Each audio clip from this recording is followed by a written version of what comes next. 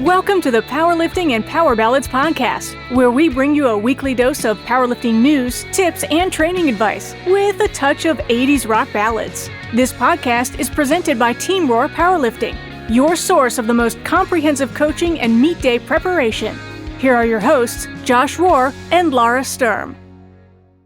Welcome to Powerlifting and Power Ballads podcast. I am one of your hosts, Laura Sturm. And I'm Josh Rohr. Welcome to episode 94. We kind of had some scheduling issues recently, so our episodes are all over the place. But you know, that's fine. It's fine. It's fine.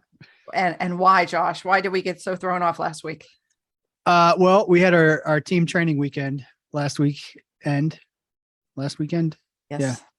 Well, I guess 2 weekends ago. Yes, right. Now. Anyway, we don't even know. We're so old. We were getting we were wrecked. Yeah. We had too much fun. So we took a portable, Chris Elmore loaned us his portable podcast recorder. We took it up there. The plan was to kind of have everybody on the team kind of do, hop on and participate. But we kind of just got, I don't know if busy was the word. We were just doing things. So it just there was never really a time to do it. And then, you and I were going to record when we got back on Monday. We came and we both texted each other at the same time, I don't really want to do this. I can't. I felt wrecked after.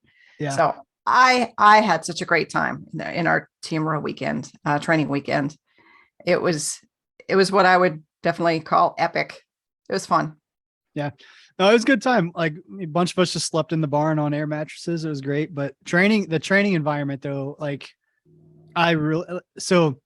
I still have to go through and edit everything, but I set up, I don't know if you know or not actually, but I set up a couple cameras that just kind of recorded the whole time.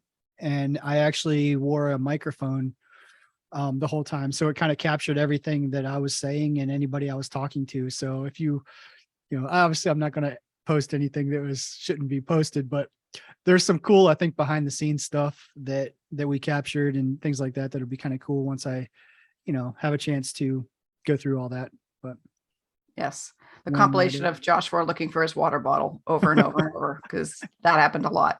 Yeah, that was kind of a wreck mess, but hey, it was good. It was great to meet so many people on the team that I had never met before, and meet them in person. And the training atmosphere was amazing. And then just kind of getting to hang around with people, and it's nice. It's I feel like I'm with my people. Yeah. I felt like I was with my people. Yeah, no, it was. And we trained, we had 3 training sessions up there. Each one lasted, give or take 3 hours. Then we just sat around, grilled, food, we had, and we did karaoke the one night, which was pretty crazy. There were some people that came out of their shell a little bit more than I was expecting during the karaoke, which is pretty cool. And then, we floating down the river, that was really fun. There a couple times, so first of all, I didn't follow directions very well. You and Dan were yelling, stay to the left, stay to the left. I'm no, let's go right, see what happens. And basically Stacy got thrown out of the tube. Luckily she landed back in it, but she literally she cleared it by she was a good foot off the tube in the air. So lucky for me, she landed back in the tube, or I'd probably not be around to talk about this stuff. She probably would have killed me. Yeah. So we went tubing on the Amiclola River, and had to all get licenses so we could be there, because the local park police were there. So that was kind of a separate adventure. And just what was the saying? We got natured.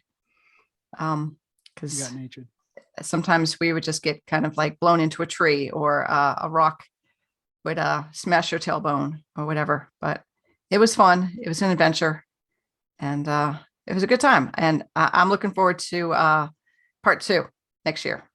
Yeah, no, I think that worked out really well too, because I think everybody at first was I don't want to sleep in a freaking barn, but I didn't care. And then I think once everybody did it, it wasn't that bad, because the air mattresses nowadays are pretty comfortable. The temperature was not bad. We had a fan in there. So, it It was cool. It was like a big, I don't know. I've never been to a slumber party, but I assume that's kind of what it was. I don't know. Team Rohr slumber party. That's what we should call it. Yes. Yeah, it was a good time. And it was just a nice team event. And an annual event I'm hoping for. Yeah. It was nice. Sounds good.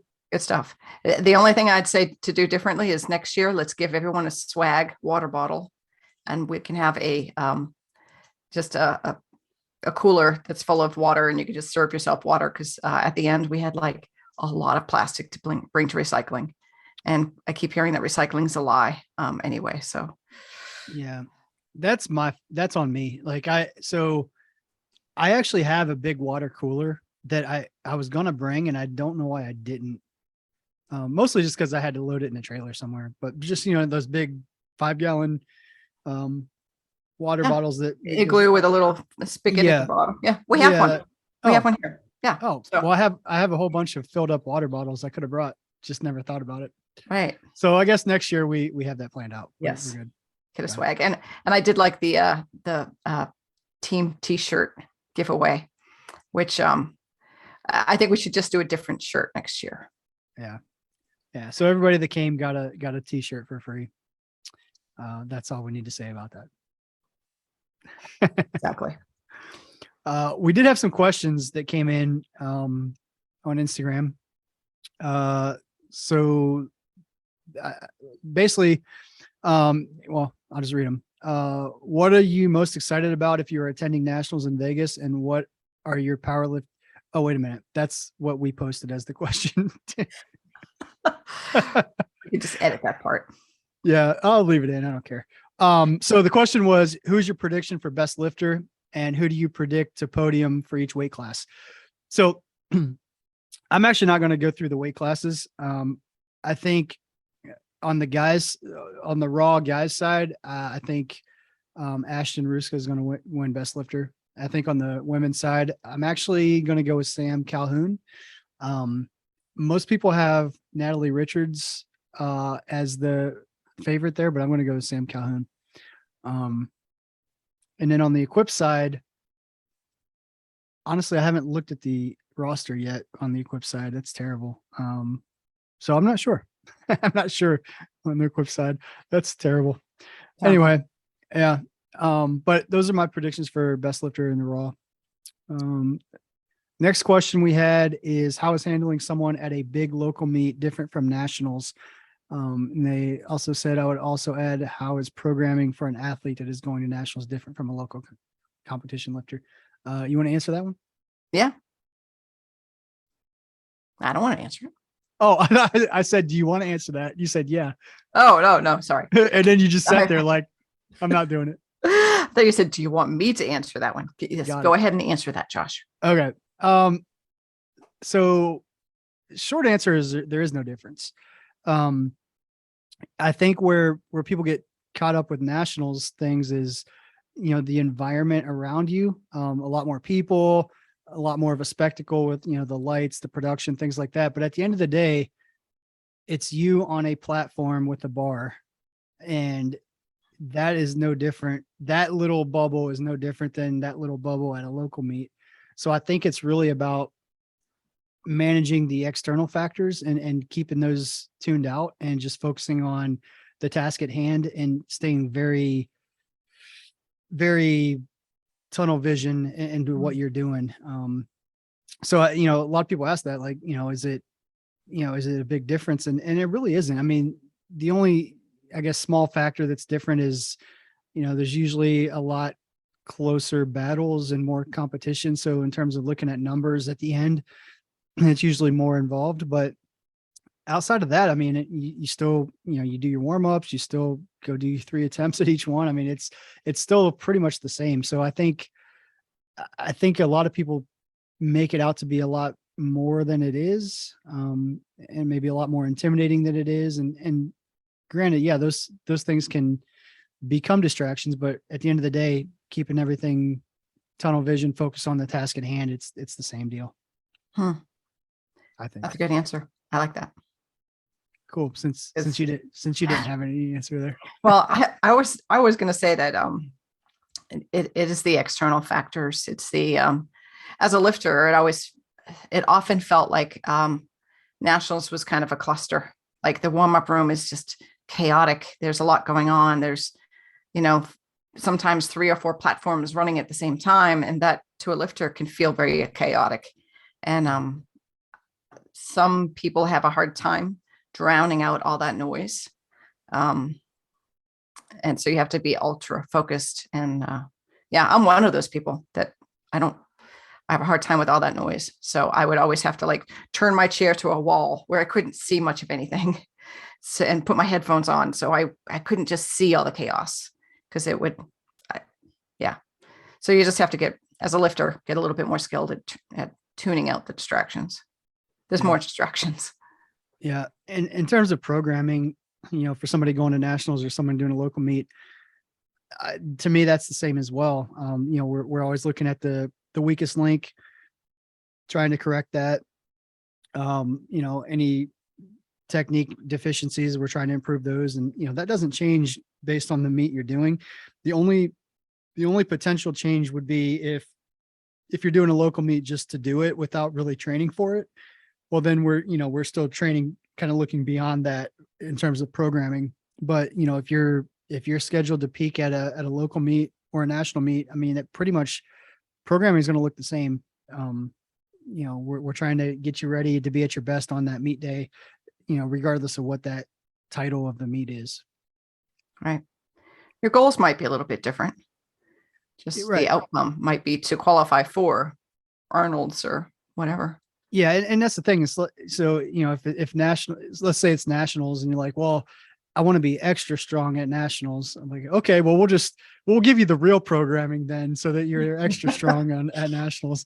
That's not exactly how it works. We're programming you to be the best that you can be for the competition, regardless of what that title is. But like you said, the objectives might be different, placing versus hitting a qualifying total versus, whatever.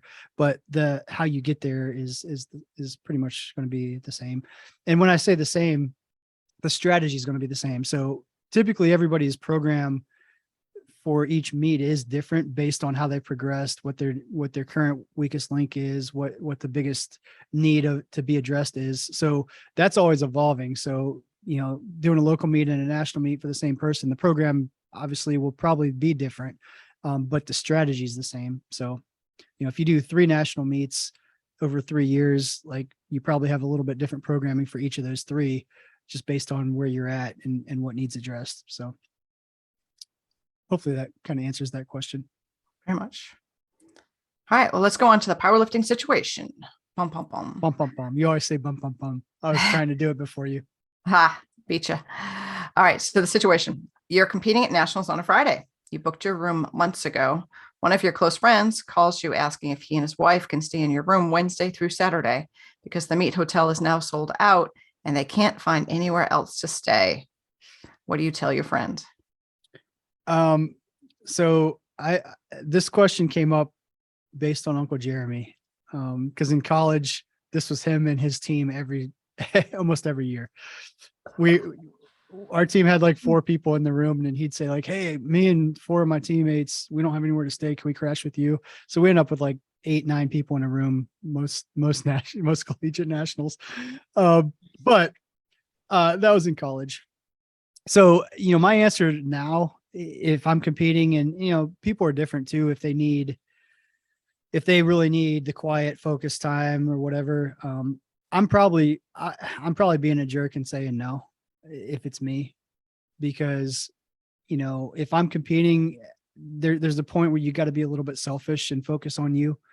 And, if your friend didn't plan ahead enough to book a hotel room and, it's him and his wife both.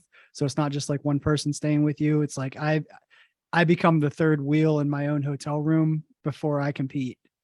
And that's not what I want to do. So I'm probably just telling them no and maybe making them upset, but that I'd probably say no. Right. Your lack of planning does not mean it's an emergency for me. Right. Sorry. Yeah. And there's probably other hotel around. I mean, we don't say in this situation, obviously, but they can probably find another hotel 10, 15, 20 minutes away and Uber in if they need to. I mean, that's not the end of the world either. So. Right. Yeah. If I'm lifting, I'm probably not letting anybody else in my room. Yeah. I have had that situation where I had someone in the room with me snoring so bad. And I was probably the same person who did this to someone else the night before I had to lift. And at some point, I'm just like, stop snoring. I need to get some sleep. I guess that would be the poetic justice because I snore like crazy. So I'm like, yeah, you can stay with me. And then I snore real bad all night long. This is your choice. Yes, you might not sleep. Yeah. All right. So our new lifter tip: work together with other lifters and coaches in the warm-up room. Helping each other load weights and adjust the rack height keeps it moving so everyone can get their warm-ups in without being rushed. Agree or disagree? Yep, I agree. I think, it's a collaborative effort to get everybody through. So there's some coaches that don't have a clue what they're doing. There's some lifters don't have a clue what they're doing in the warm-up room. So the coaches that do know what's going on and lifters that are familiar and have done it before, it really helps everybody, including yourself. So even if you look at it just from a selfish standpoint, helping everybody else, load the bar, change the rack height, it speeds it up for everybody. So you can get to your own next warm up quicker. So, if everybody kind of has that mentality of helping each other get through, then it doesn't become everybody's like rushing at the last minute to get their warm ups in. So I just think, I think everybody should have this mentality of working together in the warm up room, even if it's your arch rival that you're competing against and their coach, you warm up together. We can duke it out on the platform out front. Like the warm up room is the warm up room. Let's get everybody through and, help everybody get ready. Yep. I agree. Cool. Very nice. Very nice. That's all I got. That's it. Okay. All right. Well, everyone, will talk to you next week. All right. Sounds good. Awkward goodbye. Bye now. Thank you so much for listening. If you enjoyed today's episode of the Powerlifting and Power Ballads podcast, please remember to subscribe and share it with your friends.